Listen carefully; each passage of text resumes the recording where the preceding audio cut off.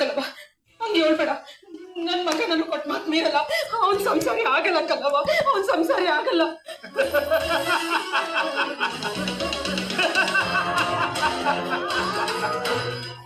ನಿನ್ನ ಮಾತು ಮೀರದ ನಿನ್ನ ಮಗ ಆ ಹುಡುಗಿಗೆ ತಾಳಿಯ ಕಟ್ಟದ, ಒಟ್ಟಿಗೆ ಕರ್ಕೊಂಡು ಬಂದ. ಮುಂದೆ ನಡೆಯೋದು ಅದೇಯ. ಹೆಂಗೆ ನಿನ್ನ ಕೈ ಮೀರಿ ಆ ಹುಡುಗಿಗೆ ತಾಳಿ ಕಟ್ಟದ್ನೋ ಹಂಗೆ ಗಂಡ ಹೆಂಡತಿನೂ ಒಂದಾಯ್ತಾರೆ. ನಿನ್ನ ಮಗ ನಿನ್ನ ಕೈ ಬಿಟ್ಟು ಹೋಯ್ತಾನೆ. ನಿನ್ನ ಕೈ ಬಿಟ್ಟು ಮಾತ್ರ ಅಲ್ಲ, ಈ ಲೋಕನೇ ಬಿಟ್ಟು ಹೋಯ್ತಾನೆ. ಇದು ವಿಧಿ ಲಿಖಿತ, ಇದು ವಿಧಿ ಲಿಖಿತ.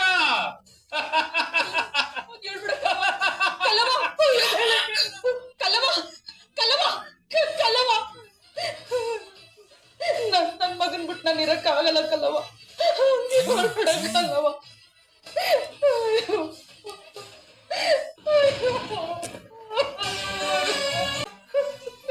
ನನ್ ಕೈ ಬಿಟ್ಟೋಯ್ತದ.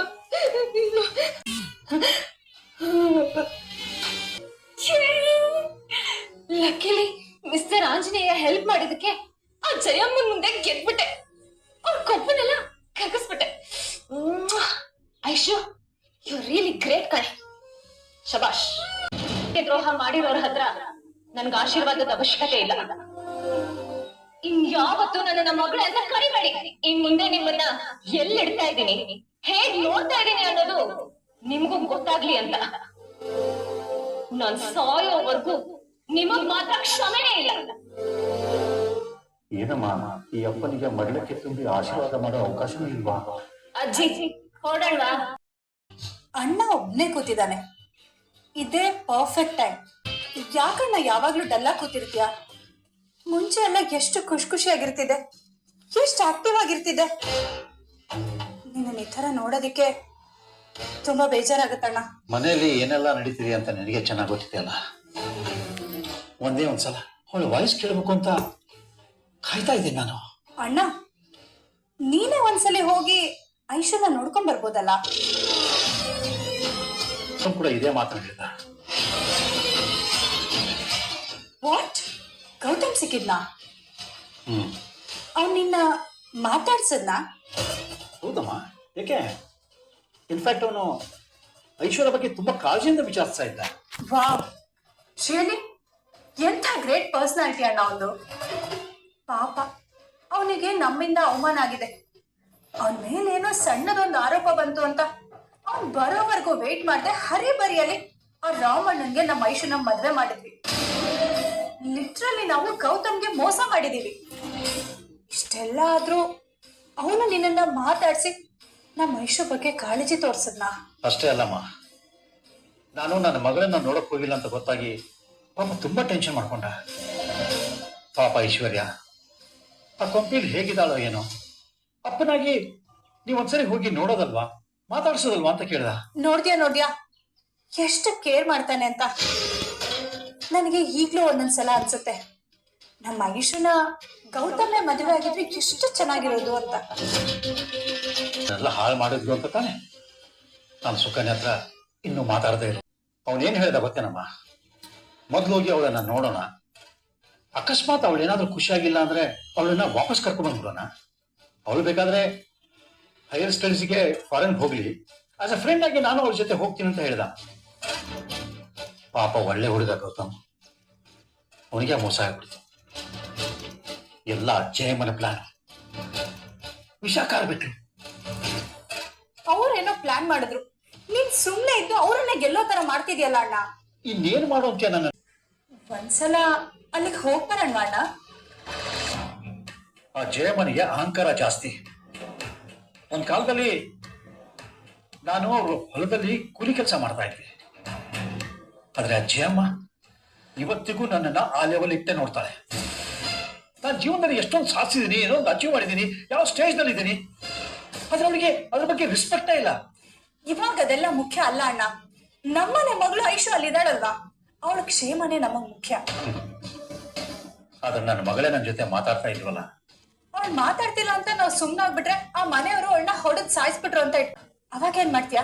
ಕಚ್ಚಲಕ್ಷ್ಮಿ, ಏನು ಬಾತು ಅಂತ ಆಡ್ತಿದ್ಯಾ ನೀನು? ಈ ಕಾಲದಲ್ಲಿ ಯಾರನ್ನು ನಂಬೋದಿಕ್ಕಾಗೋದಿಲ್ಲ. ದ್ವೇಷಕ್ಕೋಸ್ಕರ ಮನುಷ್ಯ ಯಾವ ಲೆವೆಲ್ಗೆ ಬೇಕಾದ್ರೂ ಇಳಿತಾನೆ. ಮಗಳು ಹಠ ಮಾಡ್ತಿದ್ದಾಳೆ ಅಂತ ನೀನು ಹಠ ಹಿಡ್ಕೊಂಡ್ ಕೂತ್ರೆ ಆಗೋದಿಲ್ಲ ಅಣ್ಣ. ಐಶುಗೋಸ್ಕರ ಆದ್ರೂ ನಾವ್ ಅಲ್ಲಿಗೆ ಹೋಗ್ಬೇಕು. ನನ್ನ ಮಗಳು ಅಲ್ಲಿ ಚೆನ್ನಾಗಿಲ್ಲ ಅಂದ್ರೆ ಅವಳನ್ನ ಅಲ್ಲಿ ವಾಪಸ್ ಕರ್ಕೊಂಡ್ಬಂದ್ಬಿಡೋಣ. ವಾಪಸ್ ಕರ್ಕೊಂಡ್ಬಂದು ಡಿವೋರ್ಸಿಗೆ ಅಪ್ಲೈ ಮಾಡೋಣ. ಅದೇನಾಗುತ್ತೋ ಆಗಲಿ ನೋಡೋಣ. ಅದಕ್ಕೆ ಬೇಕಾಗಿರೋ ತಯಾರಿ ಮಾಡೋಣ. ಓಕೆನಾ? ಈ ದುರ್ಯೋಧನ, ಈ ಕುರುವಂಶ ತಿಲಕ, ಈ ಸುಯೋಧನ ಪಾಂಡವರೊಡನೆ ಸಂಧಾನ ಮಾಡಿಕೊಳ್ಳುವನೇ. ಸಂಧಾನ ಅಸಂಭವ, ಅಸಂಭವ.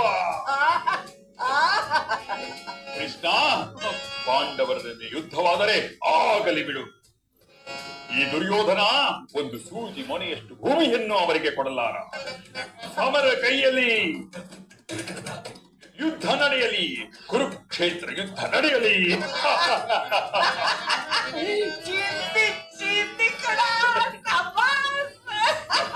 ಬಸಿ ಮೆತ್ತುಕೊಡಿ. ಖುಷಿ ಆಗಲ್ಲ ನಂಗ. ಮುಂದಿನ ಸಲದಿಂದ ದುರ್ಯೋಧನ್ ಪಾರ್ಟ್ ನೀನ ಮಾಡೋ, ನಮ್ ರಾಮಕೃಷ್ಣ ಪಾರ್ಟ್ ಮಾಡ್ಲಿ. ಜಯ ಒಪ್ಪಳ.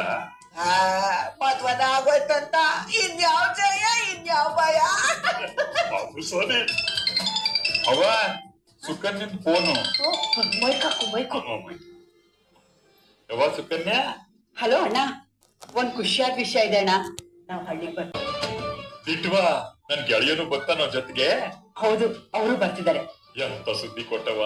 ಎಷ್ಟು ವರ್ಷ ಆಗಿತ್ತು ನನ್ ಗೆಳೆಯ ಈ ಊರಿಗೆ ಬಂದು. ನನ್ಗೆ ಖುಷಿ ತಡ್ಕೊಳಕ್ಕೆ ಆಯ್ತಿಲ್ಲ.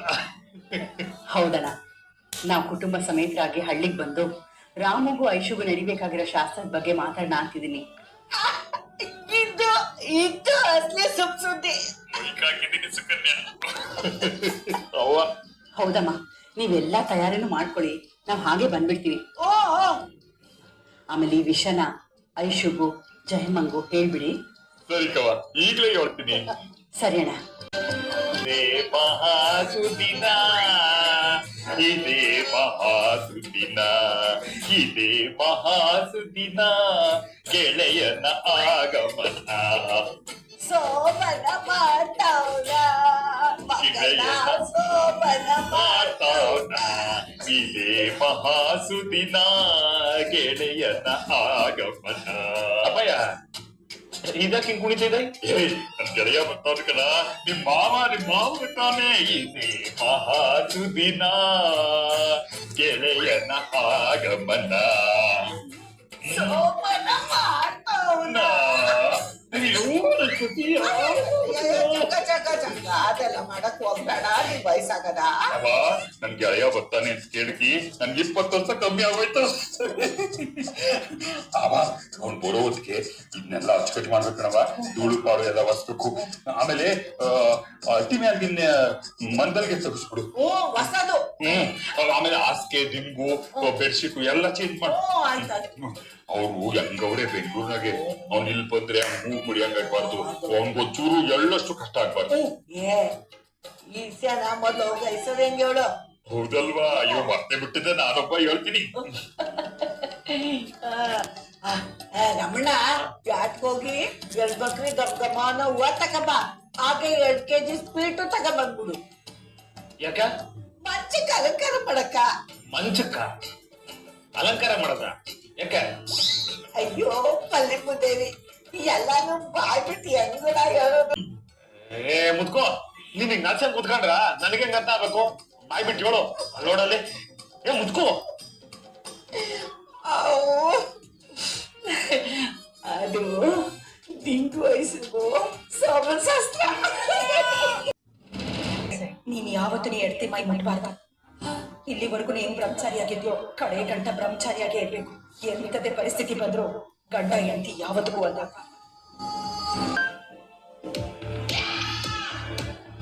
ಹಲೋ. Plan success. ಅಣ್ಣ ಮಲ್ಲಿಗೆಪುರಕ್ಕೆ ಹೋಗೋದಿಕ್ಕೆ ಒಪ್ಕೊಂಡಿದ್ದಾನೆ. Wow, super. ಗಜ ಅವ್ರೆ, ಅವರಿಬ್ರು ಇನ್ನೂ ಕ್ಲೋಸ್ ಆಗಿರಲ್ಲ ಅಂತೀರಾ? ಅವರಿಬ್ರು ಮಧ್ಯ ಏನು ನಡೆದಿರಲ್ಲ ತಾನೆ? ಏ, ಐಶು ಲೆವೆಲ್ ಏನು, ಆ ರಾಮಣ್ಣನ ಲೆವೆಲ್ ಏನು? ಅವಳು ಯಾವುದೇ ಕಾರಣಕ್ಕೂ ಅವನನ್ನ ಗಂಡ ಅಂತ ಒಪ್ಕೊಂಡಿರೋದಿಲ್ಲ. ಅಲ್ಲಿ ಅವಳು ಖುಷಿಯಾಗಿರೋಕ್ ಸಾಧ್ಯನೇ ಇಲ್ಲ. ಅವಳೇ ಅಲ್ಲ, ಆ ಕೊಪ್ಪೆನಲ್ಲಿ ಯಾರು ಖುಷಿಯಾಗಿರೋದಿಕ್ಕಾಗಲ್ಲ. ನೋಡ್ತಾ ಇರು, ನಾ ಹೋಗ್ತಾ ಇದ್ದಂಗೆ ಅಪ್ಪ ಅಂತ ಹಿಂದೆ ಓಡ್ ಬರ್ತಾಳೆ. ಎಸ್ ಗಜಾವ್ರೆ, ಆ ರಾಮಣ್ಣ ನನಗೆ ಎಷ್ಟು ಅವಮಾನ ಮಾಡಿದನೋ ಅದಕ್ಕಿಂತ 10 ಪಟ್ಟು ಜಾಸ್ತಿ ಅವಮಾನ ನಾನು ಅವನಿಗೆ ಮಾಡ್ಬೇಕು. ನಿನ್ ಕಷ್ಟನ ನಾನ್ ಶೇರ್ ಮಾಡ್ಕೊತಿದ್ದೀನಿ. ನಿನಗ್ ಬಂದಿದ್ದ ಲಾಭದಲ್ಲಿ ನನಗೂ ಶೇರ್ ಕೊಡ್ಬೇಕು. ಡೀಲ್. ಓಕೆ. ಐಶ್ವರ್ಯ, ಏ, ಈ ಮನೆಯವರು 1 ನಿಮಿಷನೂ ನನಗೆ ಕುತ್ಕೊಂಡು ರೆಸ್ಟ್ ಮಾಡೋದಕ್ಕೆ ಬಿಡದೇ ಇಲ್ಲ ಅನ್ಸುತ್ತೆ. ಐಶ್ವರ್ಯ, ಐಶ್ವರ್ಯ, ಈಗ ನಾನು ಹೇಳೋ ಸುದ್ದಿ ಏನಾದ್ರು ನೀ ಕೇಳಿದ್ರೆ ಇಲ್ಲೇ ಕುಡ್ದಾಡ್ಬಿಟ್ಟೆ. ಹೌದಾ? ಜಯಮ್ಮ ಏನಾದ್ರು ಚಾರ್ ಬಿಟ್ಬಿಟ್ರಾ? ಏ ಏನವ ನಿಂತ ಮಾತಾಡ್ತಿ, ಮುಡ್ತು ಅನ್ನು ನಿಮ್ಮ ಅಪ್ಪ ಬರ್ತಾವ್ರಿ. ಎಲ್ಲಾ ಶಾಸ್ತ್ರಗಳು ಹಂಗೆ ಉಳ್ಕೊಬಿಡ್ತಲ್ಲ ಅಂತ ನನಗೂ ನಮ್ಮ ಮಗುಗೂ ಒಂದೇ ಯೋಚನೆ ಆಗೋಗಿತ್ತು. ಈಗ ನಿಮ್ಮಪ್ಪ ಬರ್ತಾರೆ ಅಂದ್ಮೇಲೆ ಹೋಗಿರಾಯ್ತು. ನಾನು ಹೊಟ್ಟಿನೆಲ್ಲ ಚಂದ ಕ್ಲೀನ್ ಮಾಡ್ಸಿರ್ತೀನಿ ಕಣವ. ನಿಮ್ಮ ಅಪ್ಪಗ್ ಒಂದೇ ಒಂದು ಪರ್ತೆನೂ ಆಗ್ಬಾರ್ದು ನೋಡು. ಇನ್ನೆಲ್ಲ ಅಚ್ಚುಕಟ್ಟು ಮಾಡಿರ್ತೀವಿ. ಯಾರು ಬರ್ತಾ ಇದಾರೆ ಅಂದ್ರೆ? ಏ ನನ್ ಗೆಳೆಯ ವಿಶ್ವನಾಥ, ನಿಮ್ಮಪ್ಪ. ಅವರು ನಮ್ಮಪ್ಪ ಅಂತ ಹೇಳ್ಬೇಡಿ. ನನಗೂ ಅವ್ರಿಗೂ ಯಾವ ಸಂಬಂಧನೂ ಇಲ್ಲ. ಅವರು ನನ್ನ ತಂದೆನೇ ಅಲ್ಲ. ಜನ್ಮ ಕೊಟ್ಟವ್ರು ನಂಗೆಲ್ಲ ಅನ್ಬಾರ್ಕವ. ಜನ್ಮ ಕೊಟ್ಬಿಟ್ರೆ ಸಾಕ? ಒಬ್ಬ ನಿಜವಾದ ತಂದೆ ಆದವನು ಅವ್ರ ಮಗಳನ್ನ ರಕ್ಷಣೆ ಮಾಡ್ಬೇಕು, ಅವ್ಳ ಭವಿಷ್ಯನ ರೂಪಿಸ್ಬೇಕು. ಅದ್ಬಿಟ್ಟು ಸಮುದ್ರದಲ್ಲಿ ಬಿಟ್ಬಿಟ್ಟು ಹೇಗಾದ್ರೂ ಸಾಯಿ ಅನ್ನೋದಲ್ಲ, ಹೀಗೆ ಆರಾಮಾಗಿರೋದಲ್ಲ. ಆರಾಮಗದಾರೆ ಅಂತ ನೀನ್ ಹೆಂಗಂದ್ಕೊಂಡಿದ್ಯವ? ಎತ್ತವ್ರಿಗೆ ಯಾವಾಗ್ಲೂ ಚಿಂತೆ ಇದ್ದೇ ಇರ್ತದೆ ಮಕ್ಕಳದು. ಎಲ್ಲ ಸುಳ್ಳು. They really happy. ನನ್ ಜೀವನ ಹಾಳು ಮಾಡಿದಾರಷ್ಟೇ. ಏ, ಎತ್ತೋರ್ ಯಾವತ್ತೂ ಮಕ್ಕಳ ಜೀವನ ಹಾಳು ಮಾಡಕ್ಕಿಲ್ಲ ಕಣವ. ಅವ್ರು ಒಳ್ಳೇದಾಗ್ಲಿ ಅಂತ ಎಲ್ಲ ಮಾಡೋದು. ನಿಮಗಿದೆಲ್ಲ ಒಳ್ಳೇದು ಅಂತ ಅನ್ಸಿರ್ಬಹುದು, ಆದ್ರೆ ನನಗಲ್ಲ. ನನ್ ಪ್ರಕಾರ ಇದೆಲ್ಲ ಬೇಡದಿರೋ ಬಂಧನ, ರೆಸ್ಟ್ರಿಕ್ಷನ್. ಅಮೆರಿಕಾಗ್ ಹೋಗಿ ಮಾಸ್ಟರ್ಸ್ ಮಾಡಿ ದೊಡ್ಡ ಆರ್ಕಿಟೆಕ್ಟ್ ಆಗ್ಬೇಕು ಅಂತ ಕನ್ಸ್ಕೊಂಡಿದ್ದೋಳು ನಾನು. ಆದ್ರೆ ಇಲ್ಲಿ ಬಂದ್ ಬಿದ್ದಿದ್ದೀನಿ. ಈ ಮನೇಲಿ ನೋಡಿದ್ರೆ ಪ್ರತಿದಿನ ಜಗಳ, ಟಾರ್ಚರ್, ನೆಮ್ಮದಿನೇ ಇಲ್ಲ ನನ್ನ ಲೈಫಲ್ಲಿ. ಇಷ್ಟೆಲ್ಲ ಒದ್ದಾಡ್ತಾ ಇದ್ದೀನಿ ಅನ್ನೋದಕ್ಕೆ ಮೇನ್ ರೀಸನ್ ನಮ್ಮಪ್ಪ. ಅವ್ರನ್ನ ಇಲ್ಲಿಗೆ ಬರ್ಬೇಡ ಅಂತ ಹೇಳಿ ನನ್ನನ್ನ ಮೀಟ್ ಮಾಡೋ ಯಾವ ಹಕ್ಕು ಅವರಿಗಿಲ್ಲ. ಮನ್ಸನ್ನ ಇಷ್ಟು ಕಲ್ಲು ಮಾಡ್ಕೋಬೇಡ ಕಣವ. ಕಲ್ಲಾಗೋ ಹಾಗೆ ಮಾಡಿರದೆ ಅವರು. ನನ್ನಪ್ಪ ಅಂದ್ರೆ ಆಕಾಶ ಅಂತ ಅನ್ಕೊಂಡಿದ್ದೆ. ನಾನು ಏನೇ ಕೇಳಿದ್ರು ಅದನ್ನ ನನ್ನ ಅಂಗೈಯಲ್ಲಿ ತಂದಿಡೋ ಅದ್ಭುತವಾದ ಮನುಷ್ಯ ಅಂತ ಅನ್ಕೊಂಡಿದ್ದೆ. ಆದ್ರೆ ಅವರು ನನ್ ಪ್ರಜ್ಞೆ ತಪ್ಪಿರುವಾಗ ನನಗೆ ತಾಳಿ ಕಟ್ಸಿ ಲೈಫ್ ದಿಕ್ಕನ್ನೇ ಬದಲಾಯಿಸ್ಬಿಟ್ರು. ನಿನ್ ಕೋಪಕ್ಕೆ ನಿಂದೇ ಆದ ಕಾರಣಗಳದಾವೆ. ನಾನು ಅದನ್ನ ಅಲ್ಗಡಿಯಲ್ಲ, ಪ್ರಶ್ನೆ ಮಾಡಲ್ಲ. ನೀನ್ ಅವನ್ನ ಒಕ್ಕತಿಯೋ ಇಲ್ವೋ ಅದ್ ನನ್ಗೆ ಗೊತ್ತಿಲ್ಲ. ಆದ್ರೆ ಎಷ್ಟೋ ವರ್ಷದ ಮೇಲೆ ನನ್ ಗೆಳೆಯ ನನ್ನೊಟ್ಟಿಗೆ ಬರ್ತಾವನೆ. ನೀನ್ ಅವನ ಮಗಳಾಗಲ್ಲ, ಈ ಮನೆ ಸೊಸೆಯಾಗಿ ನಗ್ನಗ್ತಾ ಒಂದ್ ನಾಲ್ಕು ಮಾತಾಡ್ಸವ, ಅವನ್ನ ಉಳಿಸು. ನಾನ್ ಕೇಳ್ಕೊಳ್ಳೋದು ಸಾಕು. ನನಗೆ ಕನ್ವಿನ್ಸ್ ಮಾಡೋದಕ್ಕೆ ಟ್ರೈ ಮಾಡಬೇಡಿ. ನನ್ ಗೆಳೆಯ ಕಣಮ್ಮ, ನನ್ ಪ್ರಾಣ ಗೆಳೆಯ. ಅವರು ನಿಮ್ ಗೆಳೆಯ ಆದ್ರೆ ಕರ್ಕೊಂಡ್ ಬಂದು ಸತ್ಕಾರ ಮಾಡಿ ಇಟ್ಕೊಳ್ಳಿ. ಬಟ್ ನಾನು ಅವ್ರು ಯಾರನ್ನು ಮಾತಾಡ್ಸಲ್ಲ, ಯಾರ ಮುಖಗಳನ್ನು ನೋಡಲ್ಲ ಅಷ್ಟೇ. ಜಯ ಜಯ, ಒಂದ್ ಒಳ್ಳೆ ಸುದ್ದಿ ನಿಂಗೆ. ಯಾನ ನಮ್ಮೊಟ್ಟಿಗೆ ವಿಶ್ವನಾಥ ಗಂಡ ಹೆಣ್ಣು ಬರ್ತಾವ್ರೆ.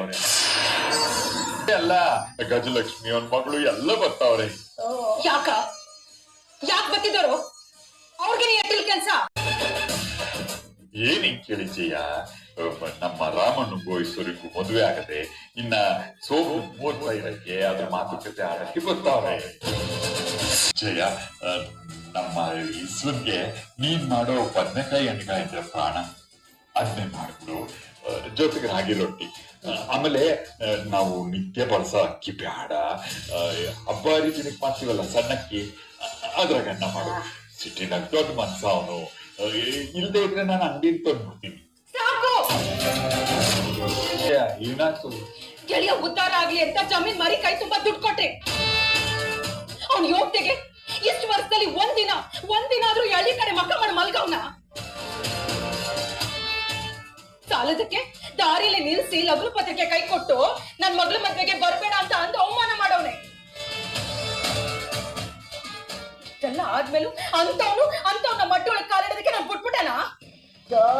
ಬಿಡು ಜಯ, ಮಗಳನ್ನೇ ಕೊಟ್ಟವನಂತ ನೀನಿನ್ನು ಆ ಪತ್ರಿಕೆ ಇಟ್ಕೊಂಡ್ ಜಗಾಡ್ಬೇಡ.